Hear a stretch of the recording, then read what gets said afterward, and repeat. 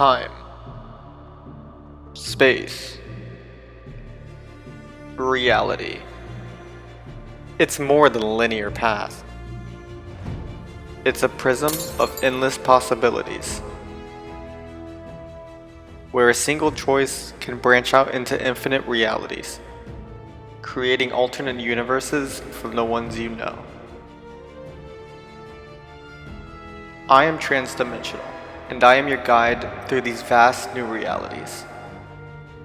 Follow me and ponder the question, what if?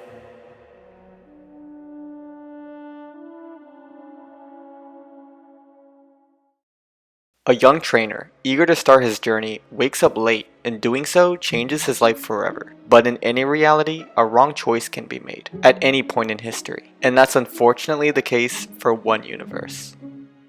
Ash Ketchum's journey as a Pokemon trainer remains unchanged for the first 7 regions, but that will not be the case for much longer, as one small mistake in the Alola League finals will change the course of history forever.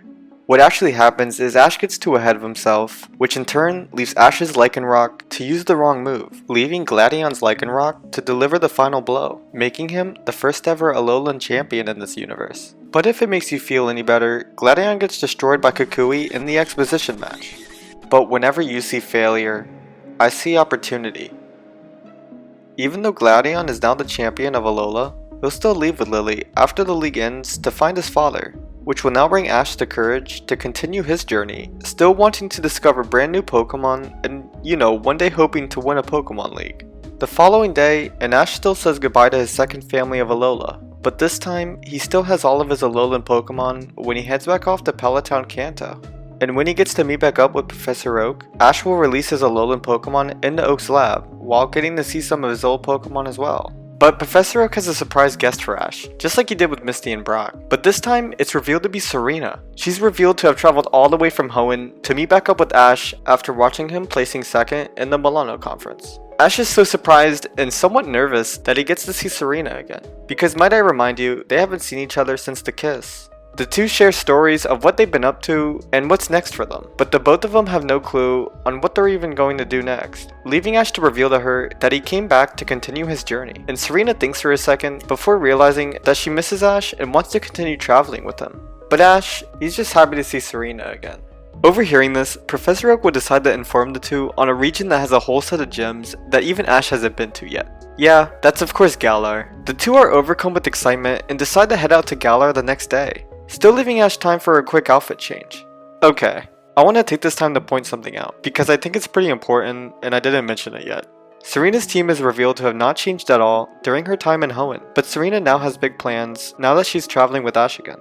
Their plane has now landed in Postwick, and Serena takes in the sights while Ash gets to see some brand new Pokemon that he's never seen before. But the two stop when they notice a large crowd of people outside somebody's house, and after checking it out, it's revealed to be Leon, the champion of Galar.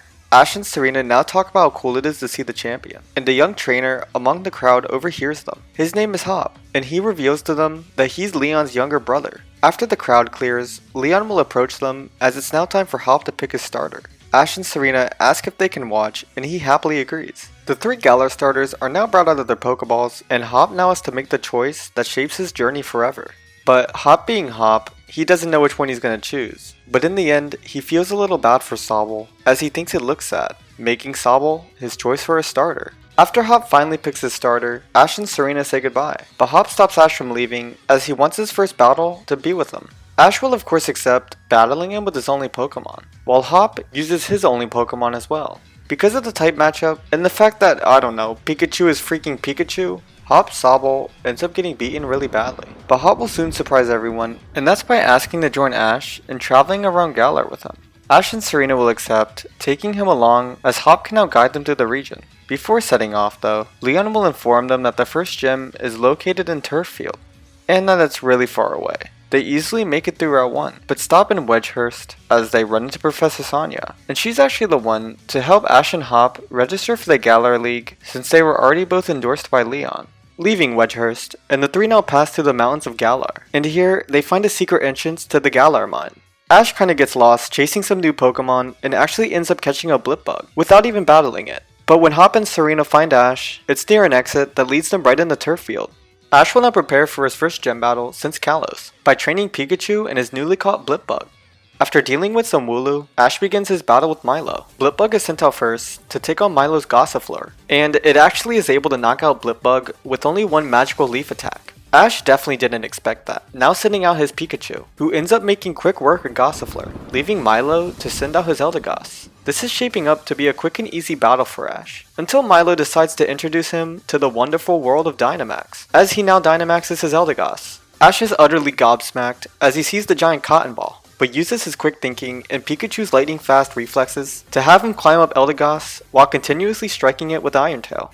After keeping it up, Eldegoss will begin to shrink, as it's fainted, rewarding Ash the Grass Badge. Real creative with that one, Game Freak. With Ash receiving his first gem badge, the three now quickly leave Turffield and begin heading for Hulbury, down Route 5. And here is where Ash's Blipbug evolves into a Dollar, while Serena encounters an Alcremie and catches it after battling it with their Braixen. Hop watches all of this and now really wants to make his first capture. He ends up finding a herd of Wooloo eating and easily catches one, making Wooloo his second Pokemon. Now making it to Hulbury, the group realizes they're being followed by a wild Grookey. This Grookey is revealed to have followed Ash all the way from Turffield after watching him train his Pokemon right before his gym battle with Milo, and has wanted to join his team ever since. Ash of course will add the Grookey to his team, becoming the second Pokemon he's now caught in Galar. And now, Ash goes directly for his next gym battle, being against the Water-type gym leader Nessa. Just like last time, Ash will start with his Dottler, while Nessa starts with their Arrokuda. And instead of being useless, Dottler is actually able to land some pretty powerful psychic attacks. Way too powerful for her Arrokuda to handle, I'll tell you that one. Nessa now sends out her last Pokemon, being her Dreadnought, and Ash will actually switch out for his newly caught Grookey. Ash can tell that Grookey is a little nervous, but believes in him, I guess. Grookey doesn't really do that much though, as Dreadnought's half rock type blocks out its weak attacks, and after getting hit by a few rock type attacks, Grookey will sadly faint. But Pikachu quickly comes out and gives Dreadnought the works, rewarding Ash the Water Badge. Okay, see, I haven't really played Sword and Shield yet, and I'm just now noticing the names with these badges. Like, really? Really?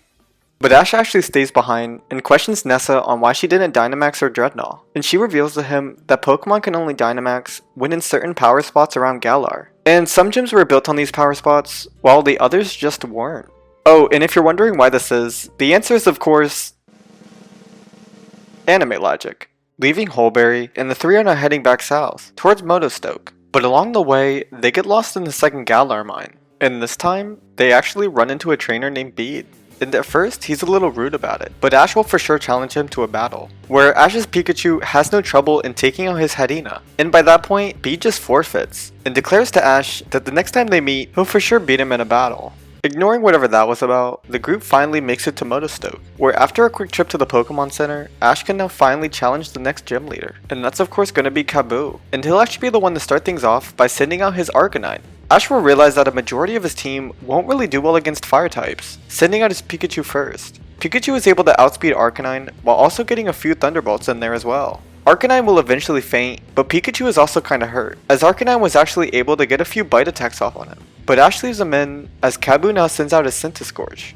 Ash will start to think that this battle is not going to end well for him. And that seems to be right, as Motostoke is located on a massive power spot, which means that Kaboo will now Gigantamax his Centiskorch. Ash is absolutely flabbergasted at the giant fire centipede, and doesn't know what to do. But this is when he notices his own Pikachu glowing, and shockingly, starts to grow rapidly as well, and now rivals the size of Kaboo's Gigantamax Centiskorch, as Pikachu has now Gigantamaxed himself. Look, I know Ash doesn't have a Dynamax ban yet, but I'm gonna say this happens because the Motostoke power spot is just so huge, and the fact that this kind of already happened in the anime. But moving on, by looking at his Rotom phone, Ash learns that Pikachu can now use the move Max Strike, and because of Pikachu's pure strength, it immediately knocks out Centiskorch, and earns Ash the Fire Badge. Right after the battle ends though, Pikachu will begin to shrink down, back to his normal form, and Kaboo will be super confused after finding out that Ash doesn't even own a Dynamax ban. And now the three are able to leave Motostoke, where they'll end up taking a detour that'll lead them straight through Galar's wild area. And here, they get to see a variety of old and even new Pokemon, all roaming freely. And after getting to see these Pokemon, Serena will reveal to Ash that she's been wanting to become a serious Pokemon trainer for some time now. She even wants to enter the Galar League alongside Ash and Hob.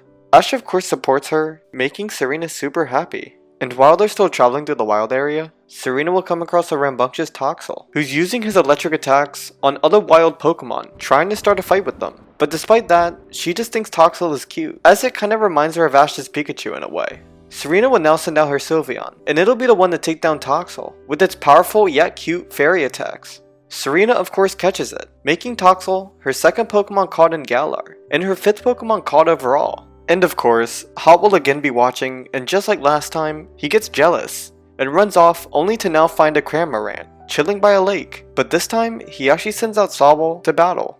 But Sobble's weak attacks just make Cramorant angry, as it starts to charge towards Hop. Hop is now frozen with fear, and just holds his Pokeball out in front of him as protection. And as Cramorant approaches him, it'll actually be caught after hitting the Pokeball, making Cramorant Hop's third Pokemon. And once everyone is able to meet back up again, it'll be right outside of Hammerlock. As the three now adventure through the city, they run into Professor Sonia again. But this time, she's not alone, as she was in the middle of a conversation with Leon and Chairman Rose. Yeah, he probably won't be that important of a character, so I'm just gonna move on. Serena now gets to enter the Galar League, being endorsed by Leon. And after Hop gets to reunite with his older brother, he notices something in the distance. And after he whips out his Rotom phone, it's revealed to be a wild Scorbunny that he for sure wants to catch, and ends up going after it. Ash will immediately notice, and actually follows Hop. But when Hop is able to battle it, Scorbunny easily knocks out Sobble, making Hop really sad. But Ash will now approach and send out his Dottler, who doesn't take Scorbunny's fire attacks really well either, but is able to trap him in a psychic attack, giving Ash the chance to throw his Pokeball that will actually end up catching the Scorbunny. Who, you probably guessed by now, is the same wild Scorbunny that Ash and Go end up encountering when visiting Winden. It's just around this time, Scorbunny was probably passing through Hammerlock, but instead of being caught by Go, Scorbunny is now Ash's third Pokemon that he's caught in the Galar region. And after being shown some murals that they obviously care very little about, the three now leave Hammerlock, and after a few days of traveling, they arrive in Stowonside. And maybe since you guys are already 12 minutes into this video, you can probably guess what's gonna happen next. Ash will of course go for his next gem badge, but this time Serena and Hop stay behind and train their Pokemon. But when challenging the Stowonside Stadium, we run into problem number 1. B is in Kanto. See, I wanted B to appear in Galar, but you have to remember that we're still following alongside the regular anime's timeline. Which, yes, probably means Go has just been chilling in Vermilion City this whole time. Normally though, when Ash meets B, it's when him and Go visit the Saffron Fighting Dojo. Basically what I'm trying to say is that B is in Kanto, and Ash will now challenge the Ghost-type gym leader Alistair. But Alistair is straight up giving creepy vibes, and doesn't say anything at all, just sending out his first Pokemon, being his Galarian Yamask. Seeing as Pikachu has a ton of experience with dealing with Yamasks, Ash will send out Pikachu as his first Pokemon.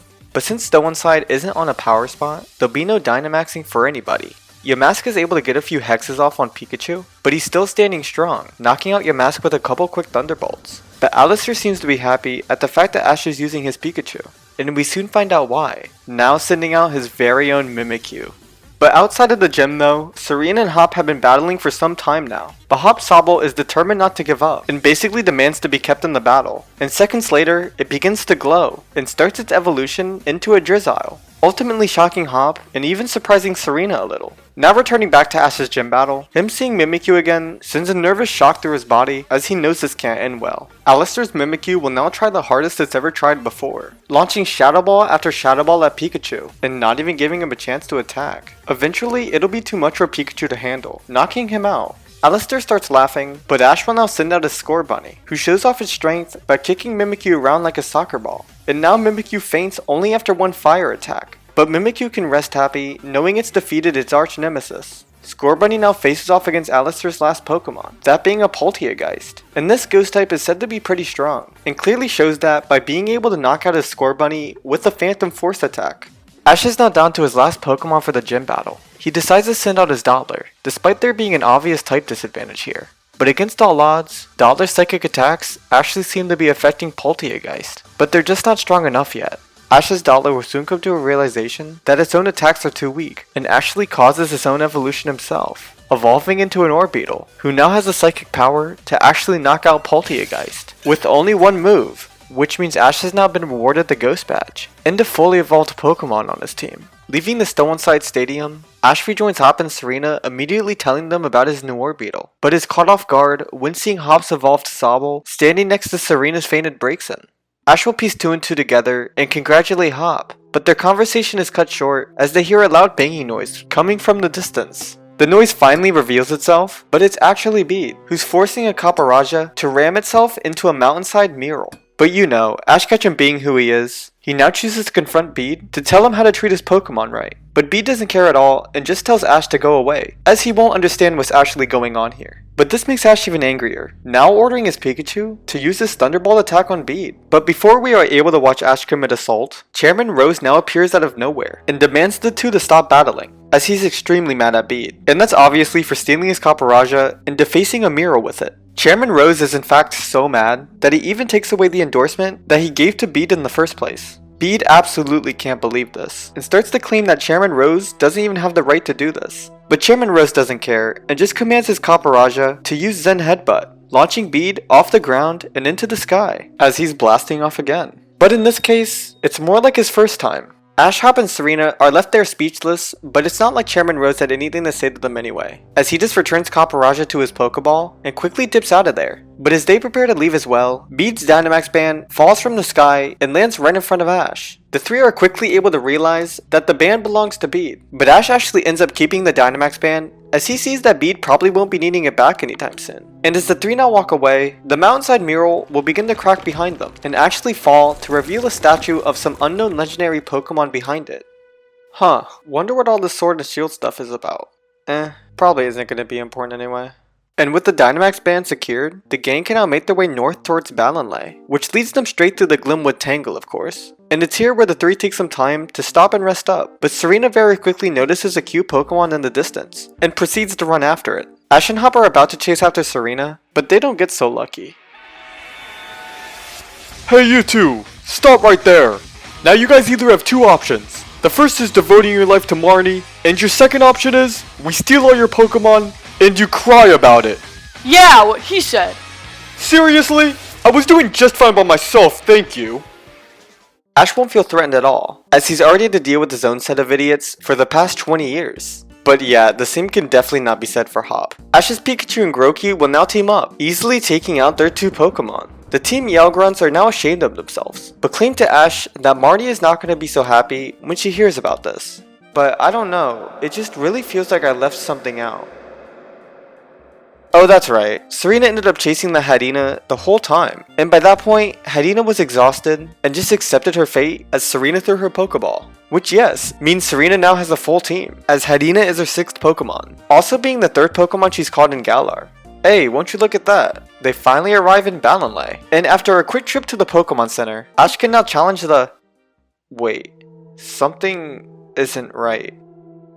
Oh, it just appears to be a wild Impidimp, who seems to be really eager for a battle, and Ash will definitely notice this, as he now has his Grookey face off against the Impidimp. But the Impidimp's attacks seem to be really strong for such a tiny Pokemon, and Ash just recalls Grookey, not wanting to injure his Pokemon, just booking it into Balonlay Stadium. Getting away safely though, might I add. And when Ash enters the stadium, he's welcomed by Opal, the Fairy-type gym leader. But when being brought out onto the battlefield, things will kick off right away, with Ash sending out his Grookey. Again, as Opal sends out her Galarian Weezing.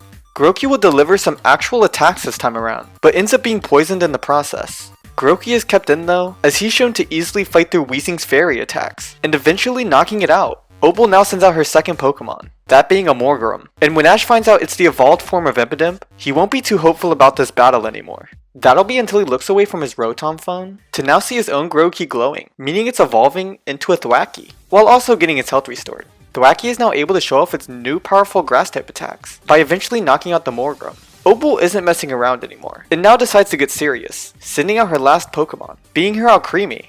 Ash will begin to laugh, as he just recalls his Thwackey, and now sends out his... Huh, well even I didn't see this one coming.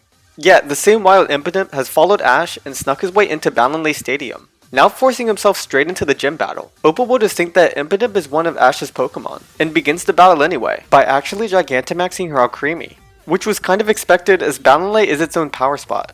But anyway, while Alcremie grows into a 50-foot birthday cake, Ash will try and call out to the Impidimp, telling it to go away, but to no avail. Impidimp now puts himself against the Gigantamax Alcremie, and at first its attacks literally do nothing. But as he starts to aim higher up, the attacks actually start hitting harder and harder. And Impidip's speed alone actually allows him to dodge a G-Max finale completely. And after some more of the Impidimp's ruthless attacking, Alcremie will lose its flavoring, if you know what I mean. Okay, he fainted. But it's now because of this victory that Ash will see Impidimp as a worthy Pokemon to add to his team, and certainly doesn't waste any time in catching the tiny yet powerful Fairy type, and not forgetting where Ash actually is. Opal now rewards him the Fairy Badge. Now having 5 badges under his belt, Ash leaves the stadium feeling really proud of himself. But after looking around Battle for a little bit, he can't seem to find Hop or Serena anywhere. This will of course make Ash concerned, as he now starts to look around for them, and eventually he ends up finding Serena. But when he does, she doesn't really look so happy. Ash will of course ask her what's wrong, leaving her to confess that she has been starting to miss competing in Pokemon showcases, and doesn't know if she actually has what it takes to be a trainer anymore. But Ash will definitely remind her that she is never the one to give up. He even calls back to the time that he felt the same way in Kalos, now telling her that she's come too far to turn back now, and that he's always believed in her. Serena actually starts to feel a little better about herself, and is able to get her confidence back. But Ash will come back in and reveal that Hop is kinda lost, and that they're gonna have to go and find him. But it looks like Hop is actually the one who is looking for them, as he comes sprinting through Balonlay with his newly evolved Dubwool. That you already know, he's surely gonna be super excited about it. But with all that actually taken care of, the three are now able to leave Balonlay, which now marks the beginning of their long and treacherous journey across the entirety of northern Galar, and that's all in an effort to reach Circhester. The three even have to battle through multiple blizzards at a time, but it's after they take shelter in a cave. It'll be here where Hop will find a fossil and doesn't waste any time in stealing it, hoping that one day he'll be able to get a powerful prehistoric Pokemon. But after finally making it through all that snow, they arrive in Circhester, where the gang is about to be in for a pleasant surprise. Well, Ash is actually going to be the only one surprised, as the three have now actually just ran into Lily. But this is where we run into problem number 2. I have no clue where Lily is yet. See, as of writing this video right now, the only appearance of Lily so far was her being on a train with Gladion, still searching alongside Magearna to find their lost father. And I don't know about you, but this whole outer shot of the train just gives me Galar vibes. So yeah, I'm gonna go ahead and place their little search party in the Galar region. In returning to Circhester, Ash is totally in shock that he's seeing Lily again, and takes no time in meeting back up with her. But this is where Lily goes ahead and reveals to Ash that she too has become a Pokemon trainer herself, by instantly calling out her new Pokemon team, which will now consist of Snowy, Hatchrim, Galarian Ponyta, and her Magearna, that she has now decided to catch by this point. Lily now gets introduced to Hop and Serena, also telling them the story about how she met Ash back at the Pokemon school in the Alola region. This will all of course start to make Serena a little jealous, now telling Lily about how she traveled the entire Kalos region with Ash. Right off the bat, Lily is immediately intrigued by Serena, and will ask if she's willing to battle. Serena can't believe it, as this would be her first battle since becoming a Pokemon trainer, but she accepts anyway. The rules are simple, a quick 2-on-2 battle that starts with Lily sending out Snowy as her first Pokemon, while Serena goes ahead and just sends out her Braixen. Lily would now quickly instruct Snowy to move fast, knowing that any fire attacks wouldn't really feel good. Snowy is actually able to get in a couple tackle attacks, and is even able to deliver a direct powder snow onto Braixen. But that's all before Snowy gets unfortunately taken down by only one flamethrower. Serena ultimately decides to leave Braixen in, as Magearna is now sent out as Lily's last Pokemon. And when nobody's Rotom phone seems to recognize this Pokemon, Serena starts to get a little concerned. And it definitely doesn't help, as Lily's Magearna is revealed to know powerful moves like Psybeam and Zap Cannon. At this point, Serena's Braixen is barely holding on, but knows how bad Serena wants to win this battle. And this is what actually goes ahead and begins her final evolution into a Delphox. Serena can't even believe what she's seeing right now, but pulls herself together and has Delphox knock out Magearna with one of its powerful newly learned fire attacks. And now, Serena is super excited as she won her first battle as a trainer, leaving Lily quick to congratulate her. But returning back to Ash, he doesn't let anything distract him from what he came here for in the first place. And that's of course going to be his next gym battle.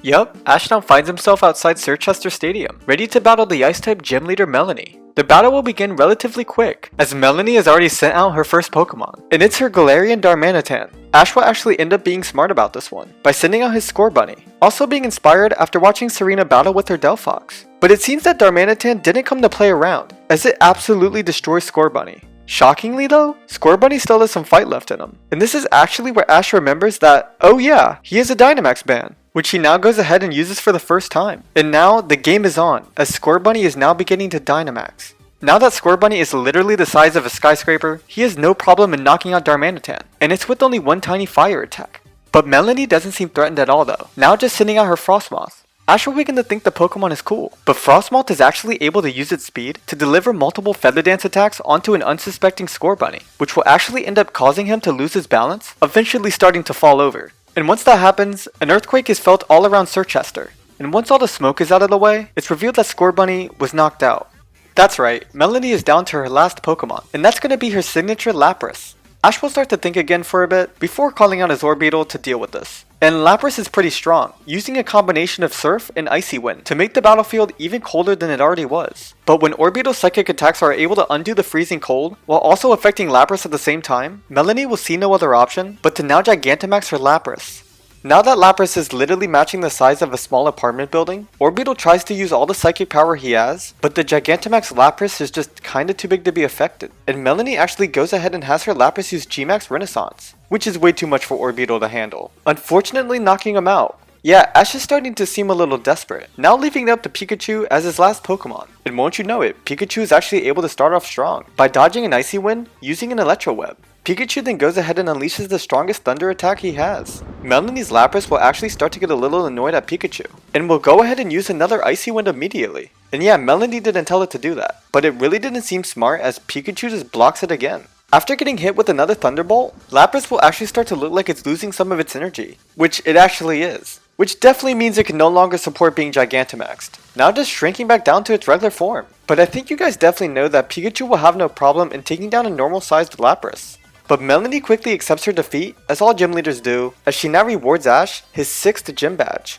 That of course being the Ice Badge.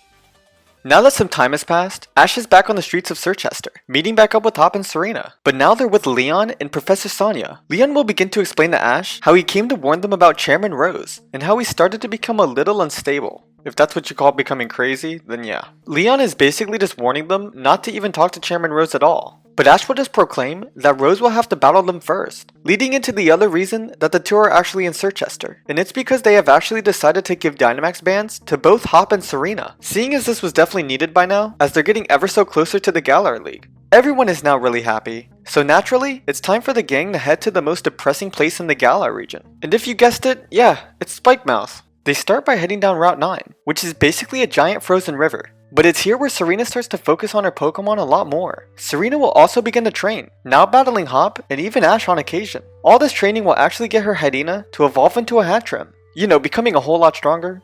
Huh, I wonder what Hop has been doing this whole time. Oh, well it seems that Hop is kinda being chased down by a wild Corvisquire right now. But it's after he hides behind a tree for a few minutes. Hop will actually build up some courage as he now sends out his double to charge up a super powerful Hyper Beam, which wouldn't you know it, directly hits the Corvisquire. And once fallen to the ground, Hop will see this as his chance to throw one of his Great Balls that he's been saving. And as expected, Corvisquire is effortlessly caught, now becoming Hop's 4th Pokemon. And it's after a few more filler episodes, I assume because this is the Pokemon anime after all. The three end up arriving really quickly at Spikemouth, but they soon find that the town is nothing like they expected at all. And it's actually here where I want to pause for a second and show you guys everyone's team so far, just in case you weren't kinda keeping up, because they're really easy to miss. Wait, what? Whose Pokemon team is this? Great, now I'm confused again. But when returning back to Spikemouth, it's revealed that the gang has been approached by a young trainer, and her name is Marnie. She doesn't even introduce herself though, just curious about what brought them to Spikemouth. But Marnie will soon break character, as she gets excited when Ash says that he's looking for the gym leader. This is when Marnie will start to go on about how strong the gym leader supposedly is, but Ash doesn't really care, just wanting to battle. And Marnie will become surprised at Ash's remark, now wanting to take everyone directly to the gym herself. But mainly, she just wants to watch the battle. And when arriving at the Spikemouth gym, the three are actually really surprised to see a simple battlefield for a change, even becoming skeptical for a little bit if the gym is even real. But they definitely get their question answered, as Piers, the Dark-type gym leader, now walks directly onto the battlefield. And here it's revealed that Piers is not only Marnie's older brother, but also the sole leader of Team Yell, now with grunts approaching behind him, all in an effort to look intimidating. Yeah. Which clearly doesn't work out for them. But Ash really quick will just have one simple question: why? And it'll seem like Piers doesn't even want to answer the question, just giving one quick meaningful glance at Marnie. And finally, with that awkward introduction out of the way, the gym battle can now begin. And it's with Ash sending out his Pikachu, while Piers will go ahead and start classy, and that'll be with this Scrafty. And even though Pikachu is fast, he's not fast enough to dodge Scrafty's fighting attacks. But Scrafty is definitely not indestructible, as he's eventually worn down by Pikachu's constant Iron Tail. But lucky for Piers, Pikachu will lay off on the Iron Tail, giving his Scrafty his opportunity to charge up a Brick Break. But it'll be when Pikachu comes flying back in with another Iron Tail, the two will collide, and that'll also include their attacks, which according to my calculations, creates a massive explosion. And this is the type of explosion that can be seen for miles, definitely ending the battle for both Pikachu and Scrafty. But being fair, it's not like any of them had a chance against the atomic warhead that basically went off here. Piers will now take the lead, now sending out his Malamar. But Ash isn't concerned, sending out his Impidimp, and here is where it gets revealed that Ash's Impidimp has learned some dark type attacks, now throwing them all directly at Malamar. And I can already tell that none of that felt good, but Malamar unexpectedly fires back with the same dark type attacks. And after some time has passed, the two are both seconds away from fainting, but it's Ash that quickly has his Impidimp use a fairy type attack, which it's easy to say caught Malamar off guard, meaning that Piers only has one Pokemon left. But on Ash's side of things, everything is looking great, until he's the one who's caught off guard, and that's when he notices that his Impidimp is starting to glow. Yup, Impidimp is finally able to evolve, which is something he's definitely wanted for a while now. And now as a Morgrem, he faces off against the ace of Pierce's team. And for anyone who's played the games, you already know that it's going to be his Obstagoon. Obstagoon didn't come to play around, but neither did Ash's Morgrem, as their dark type attacks collide. But while the battlefield is now shrouded in an eerie darkness, Obstagoon uses this to his advantage, and that's by getting the jump on a confused Morgrem. But it's while Obstagoon has Morgrem pinned to the ground, Ash will be the one to quickly call out for a dazzling gleam. And because Obstagoon is literally 1 foot away, the attack will have no problem in finishing him off. Ash can't even believe it, as he just earned his 7th gym badge, and that's the Dark Badge. But Marnie will now approach her brother, and that's to actually ask if she can travel with Ash and his friends to the Galar League. Piers will of course only want what's best for his sister, and if that's going with Ash, then he's totally fine with it. Now with a new traveling companion, the gang can now set their sights on Hammerlock, the location of the 8th and final gym. But it looks like first that they have to make it through the Route 9 tunnel. This kinda would have been useful earlier. But while trying to make it through the endless concrete corridor, everyone is immediately surprised when they encounter a wild Dreepy, who's all by himself. And it seems that the only way to pass is through a battle. A battle that Ash will surely accept, now sending out his Thwackey to deal with this. The little Dreepy turns out to be really fast, but besides that, it'll only take one Razor Leaf for Dreepy to tap out. But Ash will definitely start to get the feeling that the little Dreepy just wanted a chance to get stronger. And finally, making it out of the tunnel, they all can now see Hammerlock in the distance. But the only thing Ash is able to pay attention to is his newly caught Dreepy. And I guess this could also be a reminder that Ash has finally got himself a full team. It's about time. And once arriving in the city, Ash comes to the realization that his Pokemon are going to need to be prepared. Now stopping everything to send out his entire Pokemon team, all to start their training for their final gym battle, taking place at the totally ominous yet obvious Hammerlock Stadium.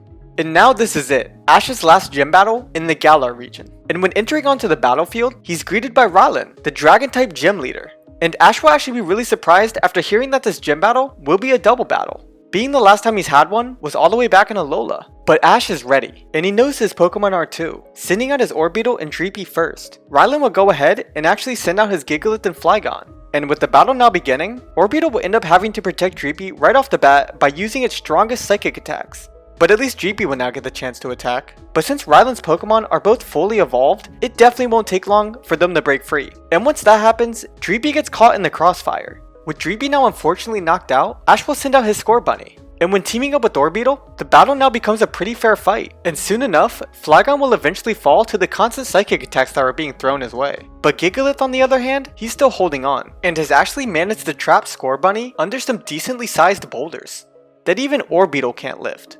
But when all hope seems lost, a giant burst of light now gets released from the rocks, and eventually Score Bunny breaks free. But now, he's evolved into a Raboot, and simply putting it, definitely wants revenge. Now hitting Gigalith with the hardest double kick that he's ever done before, and ends up sending him flying across the battlefield. Even Rylan is surprised, but he's definitely not going to waste his time in sending out his Sandaconda and Duraludon. Ash will take a quick look on his Rotom phone, but while doing that, Rylan has Sandaconda use Fire Fang on Orbeetle, and it's definitely easy to say that it catches Orbeetle off guard. But now putting his phone away, Ash will have to send out Orbeetle's replacement, and with that, he decides to go with his Thwackey. Thwackey now takes on Sandaconda, while Raboot has been dealing with Duraludon for some time now. Sandaconda's ground attacks are barely affecting Thwackey though, which will actually start giving him time to charge up one of his newly learned Solar Beam attacks. And when released, it instantly knocks out Sandaconda, also being able to hit Duraludon a little bit. Rylan is utterly shocked, but will make sure to snap one last selfie, and that's actually right before he Gigantamaxes his Duraludon. And now as Rylan's last Pokemon basically grows into an actual skyscraper, Raboot and Thwackey will give one final look at each other, and that's before they both charge in. But this will be when Duraludon will make his first move. And unfortunately for Ash, Duraludon now releases one of its super powerful G-Max depletions. And once the battlefield is cleared up, Raboot and Thwackey are nowhere to be found. And Ash will start to assume the worst. But that's until looking up to see the both of them on top of Duraludon, as they were both able to fully avoid the attack. Now Thwackey releases another one of its solar beams, but this time it's combined with Rabu's fire attacks. Unleashing both of their strongest attacks at the same time will definitely get the best of Duraludon. And when Ryland's Duraludon is finished shrinking back down, he's quick to reward Ash with his final gym badge, the Dragon Badge. And with this final victory, Ash now leaves the stadium feeling like a champion. But that quickly changes, and it'll be when he finds his friends talking to Bede. Ash definitely doesn't take long to approach, but it seems that Bede has actually turned a new leaf, and now apologizes for how he behaved back in the past. Hey look, even his Hydena has evolved. But this is now when Opal just appears out of nowhere, and it's to actually congratulate Ash on earning his final gym badge. Bede will unexpectedly start to make small talk with Opal, and eventually, she's flattered enough and goes ahead and gives him a Galar League endorsement, meaning Bede's back in the competition. And it'll be a few seconds after Opal leaves, when Bede just goes ahead and reveals that he hasn't changed at all, and is really still a major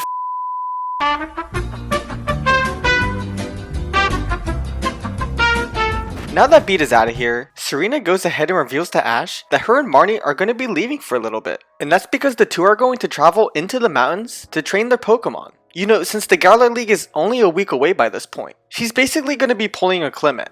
But after they all agree to meet back up in Winden, and a sincere goodbye to Ash, Serena and Marnie head off for the mountains. But Ash is now off too, traveling with Hop all the way back to Postwick. And being back in Hop's hometown, eventually Ash and Hop will separate too. Ash will basically take this entire week to train his Pokemon vigorously, all to get them prepared for the Galar League, because Ash will definitely know that they're gonna need it.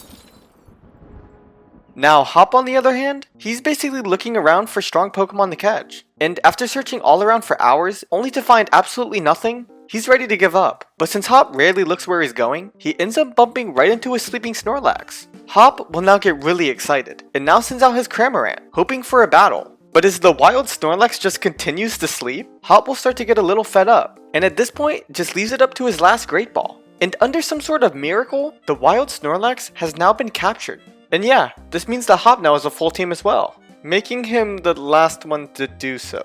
Moving on, but when looking at all his Pokemon, he realizes that he actually doesn't have a full team. Hop has actually forgot about the fossil that he's been holding on to. But now that he's back in Postwick, Hop will head straight to Professor Sonia's. And when she takes a look at the fossil, it's revealed to him that she's able to restore the Pokemon. And once the whole restoring process is over with, Hop's sixth Pokemon is revealed to be a Dracovish. With the addition of an ancient Pokemon to his team, Hop will now get really excited. But that's all before realizing that he actually will have to train this thing.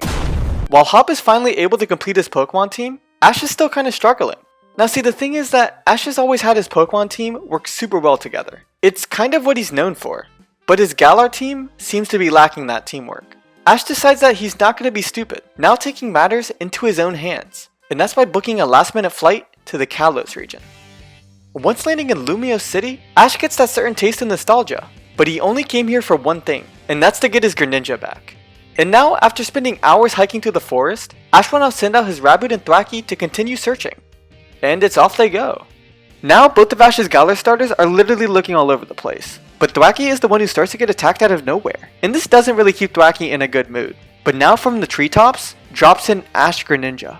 Thwackey, not even realizing who it even is, charges in for an attack. But Greninja will now use Double Team to make Thwackey look like an idiot.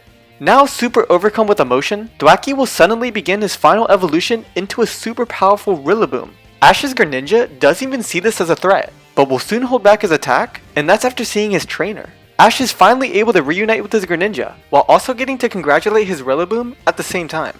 Now with his Orbeetle sent to Professor Oak's, Greninja now has a place back on Ash's team. And with that taken care of, Ash will quickly hop on the next flight out of the Kalos region. And soon enough, he arrives in Winden, with there only being one day left until the Galar League begins. And as planned, everyone gets to meet back up, while also revealing their new Pokemon to each other. But what am I talking about? Let me just go ahead and show you. Okay, so all of you know about Hop's two new Pokemon, but while Ash was in the Kalos region, Hop managed to get his Corvisquire to evolve. And when looking at Serena and Marnie's teams, it's clear that the two were definitely able to make some progress.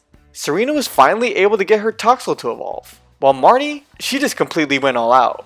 But enough procrastinating, because the Galar League is literally about to start. Just like the good old days, Ash waits impatiently to find out who he's going to be battling first. But what he certainly didn't expect was to be battling Gladion. Yeah, as he approaches Ash for the first time since Alola, it's revealed that him and Lily are actually both entering the league. Knowing how things went down last time, Ash is a little bit nervous to be battling Gladion. But when being out on that battlefield for the first time, Ash realizes that there is no going back. And this is when Ash goes ahead and reveals his Greninja. Serena is left there completely shocked to see Greninja back on Ash's team, while Hop and Marnie are just sitting there completely confused. Gladion is a little surprised too, but will instinctively send out his Savali, who was also equipped with an electric disc, naturally making him an electric type. The battle now begins, and being the first round, it's a 1v1. But despite the type disadvantage, Greninja is hitting Savali pretty hard, but will also end up getting put in its place when he's getting hit by a direct multi-attack. But Ash's Greninja is naturally still ready to fight, leaving Gladion to call out for an air slash. And when that happens, Greninja will dodge, only to appear behind Savali, knocking him out with the water shuriken. Yup, Ash has completely came full circle, and has beat Gladion in a league. And just like Ash back in the Alola region, Gladion is a good sport about it. But when shifting the spotlight over to Hop and Serena, the two go up against random Galar trainers, who I guess end up being really easy to beat, because the two are quickly able to advance to their next round. We go ahead and start off day 2 with the reveal that Ash has already advanced to his next round. And unfortunately for us, it seems like we missed a pretty good battle because Ash's Dreepy has finally learned how to attack. And this will coincidentally go ahead and cause his evolution into a Drakloak, and honestly giving Ash quite the addition to his Galar team. But enough about Ash because Marnie has advanced too, and she's done so by beating Lily. Okay, Marnie has definitely shown herself to be ruthless in battle, and this definitely won't be good news as Marnie's next opponent is revealed, being Serena. Now later in the day, and the girls' battle is now underway, and being a 3-on-3, the stakes are raised for sure. Serena goes ahead and starts with her Pancham, while Marnie starts big, sending out her Grimmsnarl. And when I mean big, I mean really big, because Marnie immediately Gigantamaxes Grimmsnarl. And with Grimmsnarl now the size of... it literally doesn't even matter, because Pancham is terrified. But Serena doesn't lose hope at all, and that's by having Pancham use all the stone edges he can. And with Grimmsnarl now being a little affected, I want you guys to guess what happens next.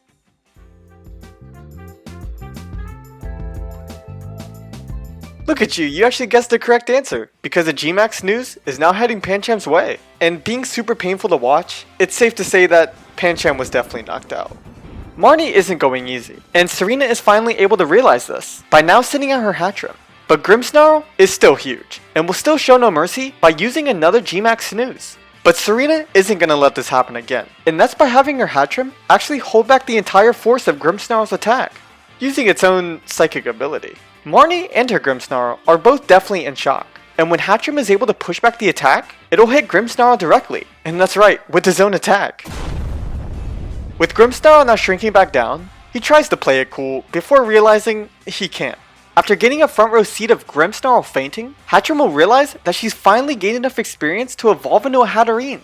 And now being super tall and powerful, Hatterene's next opponent is revealed, being Marnie's Toxicroak, who immediately goes ahead and surprises Hatterene with a Sludge Bomb, leaving an unpleasant poison effect. Now realizing the limited time she has, Hatterene will now get close, and that's to assure that she hits a direct and powerful fairy attack. And she does. But Toxicroak was also able to land a direct Sucker Punch. Now with the two very weak, they both try and continue the battle, but realize that they can't. Oh god, we're literally down to a 1v1, in which Serena goes for her Toxtricity, while Marnie is going to be relying on her Morpeko. The clash of the two electric types is literally felt throughout the entire stadium. But it seems that Toxtricity just has the stronger attacks, and realizing this, Morpeko will go in for a Bite attack, which ends up hurting really badly. But Morpeko really shouldn't have done that, and that's basically because Serena's Toxtricity is stubborn. And will clearly show that by jumping onto Serena's platform to actually Gigantamax himself, since he probably figures that Serena wasn't going to do it. With Toxtricity now more massive and powerful than ever, he gains control of all his power by unleashing a G-Max Stun Shock, which actually ends up leaving Morpeko paralyzed from head to toe. In other words, he's knocked out. And it's with this unexpected victory, Serena learns that she has now advanced into the top 4, with Marnie being nothing but proud for her. But honestly, we should really quickly move on, because before we know it, we're going to find ourselves in day 3. With the new day, naturally comes new battles, and one of those turns out to be Hop vs Bede. And now we're actually going to go ahead and drop right into the battle, where Hop is actually doing good. Well, he was, until Bede's Hatchrim, being his last Pokemon, is actually able to clutch an evolution. And as a Hatterene, it is easily able to take down Cramorant, taking this battle to a 1v1, as Hop now nervously sends out his Drizzile. But for some reason, it seems that Hop's Drizzile doesn't even want to battle, and is even about to get Hop disqualified. But that's until everyone notices that he's starting to glow, meaning his final evolution into an Inteleon. Hop is actually able to control his raging excitement by having Inteleon use its new liquidation attack, easily getting the jump on Bede and his Hatterene. That's right, with Bede now blasting off for the second time, Hop is now advanced into the top 3. And while waiting around again for their next battles, a real shock will come when Ash's next opponent is revealed to be Serena. At first, Serena is completely shocked, and rightfully so, but will eventually start to panic. And now Ash will come in to assure that this battle will change nothing, no matter what happens. Now, basically after the longest 3 hours of Serena's life, their battle now begins, and that'll be with Ash starting classically with his Pikachu, inspiring Serena to start with their Delphox. And knowing the strength of Ash's Pikachu, Delphox will kick things off with her strongest flamethrower. But after Pikachu basically has resisted the entire attack, using an Electro Web, that classic Ash, Serena will decide to just go ahead and Dynamax her Delphox. And now being the size of, a giant fox, Delphox will immediately be instructed to use a Max Flare. And as advertised, it definitely has no problem in setting the entire battlefield on fire. But once all that is cleared, it's revealed that Ash had really quickly swapped out his Pikachu for his Greninja. And I don't know, I just feel like I've been talking for too long. It might just be me, but I think you guys definitely deserve an uninterrupted battle. Hold me close till I get up. Time is barely on our side. I don't wanna waste what's left. The storms we chase are leading us, and love is all we'll ever trust. Yeah, no, I don't wanna waste what's left. And on we'll go, through the wastelands, through the highways, till my shadow turns to sun rays. And on we'll go, through the wastelands, through the highways, and on we'll go.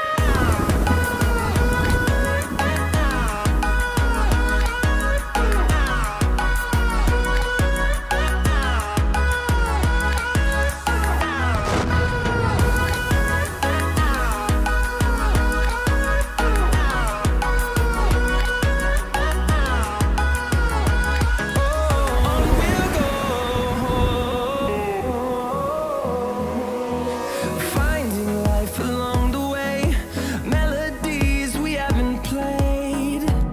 No, I don't want no rest. Echoing around these walls, fighting to create a song. I don't wanna miss a beat. We'll grow in number, fueled by them to see the horizon.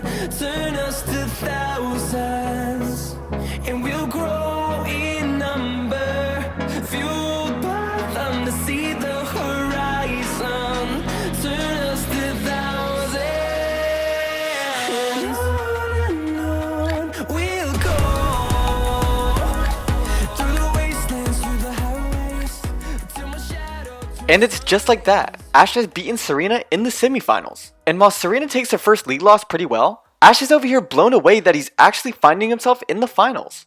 And that'll be against Hop. Ash didn't even realize all the progress Hop has been making, but naturally wishes him good luck. I don't know what you want. Let's have a bit of fun till I downfall. My love, if you feel like I do right now, don't say you're on the run to the other side, my love.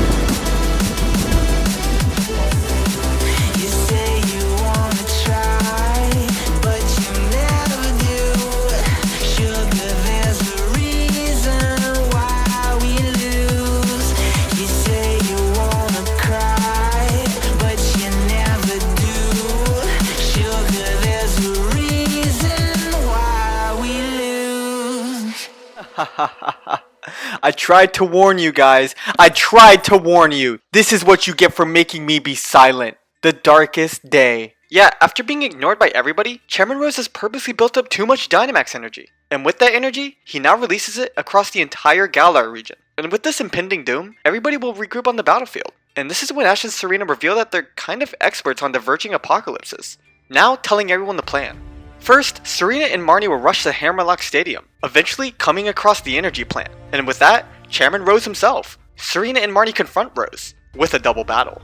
But after beating him badly, Rose will claim that they're too late, as Eternatus is already on his way. But when returning back to Winden, we find that Ash and Hop made their way on top of Rose Tower. And hey, they're also joined by Leon, as they all look for any way to shut this thing down. But when looking up into the darkened sky, everyone notices a massive portal opening up. And lo and behold, it reveals the legendary Pokemon Eternatus. And Ash, not even knowing what to do anymore, sends out his Rillaboom and Raboot. But even they don't know what to do. And after they both end up getting attacked, is when Raboot decides to stop pulling his punches, and finally is able to evolve into a really powerful Cinderace. But even that doesn't change anything. Now becoming Gigantamaxed, Eternatus is almost done absorbing all the Dynamax energy in the Galar region, and is about to destroy the entire planet with it. But Greninja, being the Pokemon he is, will surprisingly push Ash away, as he's basically already decided that he's gonna be the one to rush up towards Eternatus. Believe it or not, Greninja actually ends up being able to distract Eternatus for a few minutes, giving Marnie surely enough time to find an off switch. Now, after Eternatus loses all the energy it just built up, it'll have no other option but to just quickly bail. But Greninja didn't seem to make it down in time, and is now being forcefully drugged through the portal by Eternatus. Ash is totally appalled, but will also come to a realization, and that's that his Greninja has basically sacrificed himself to save everybody. And this will all make Ash's new goal to one day find his Greninja. With Ash's devastating loss, it's a surprise that he even still wants to battle. But since everyone basically has Ash and Hop to thank for still being alive, the Galar League goes ahead and decides to let them finish their battle in a 1v1. And when being back on their platforms, they get right back into it, as Hop sends out his Inteleon. But this time, Ash is gonna go with this Cinderace. Hop is actually really confused on why Ash went with the fire type, but chooses not to hold back, as Hop will now order his Inteleon to use its liquidation attack. That'll actually hit, but Cinderace fires back with his own Blaze Kick, 2 times in a row. Inteleon retreats, for a little bit, and that's before releasing a powerful Surf attack. But surprisingly, Cinderace is able to swim through it, and that's to deliver a double kick. Now looking a little weak, this is when Hop decides that it's now or never, and Gigantamaxes his Inteleon. But Ash, being in his 8th league, realizes that he can't let his guard down again, leaving no other option but to Gigantamax his Cinderace. Now having their Pokemon massive, Ash receives an epiphany, and it's that he's gonna have to be the one to be attacking first, super quickly calling out for a G-Max Fireball. Which, I just gotta say, Ash's Cinderace executes it perfectly, and once all the smoke is out of the way, Inteleon seems fine. But that is until he isn't, and his Inteleon is now shrinking back down. He's revealed to everyone to have been knocked out. And honestly, Hop is just really happy to have had the chance to battle in the finals. But for Ash, the unthinkable has just happened, as he's now the one to be declared the new champion of Galar. And hey, even Delia and Professor Oak showed up, and they believed in Ash since day one. But now being the region's new respective champion, there's still one more thing that Ash is gonna have to do, and that's of course gonna be his exposition match with Leon. But just like every other story, it's best left for a different time. Now hopefully you've all learned by now that one small change in any story can certainly have the power to alter everything in its path. But Ash losing the Alola League affected more people than you know. Like, where was Team Rocket? Well, they basically have decided to give up on chasing Ash, since they have came to the conclusion that he always loses. The 3 happily live in Alola now, surrounded by the people and Pokemon they love. And now if that isn't a happy ending, then I don't know what is. But just know that any mistake you make, big or small, has the potential to tell a beautiful story. Because in the end, your story is out there, just waiting to be told.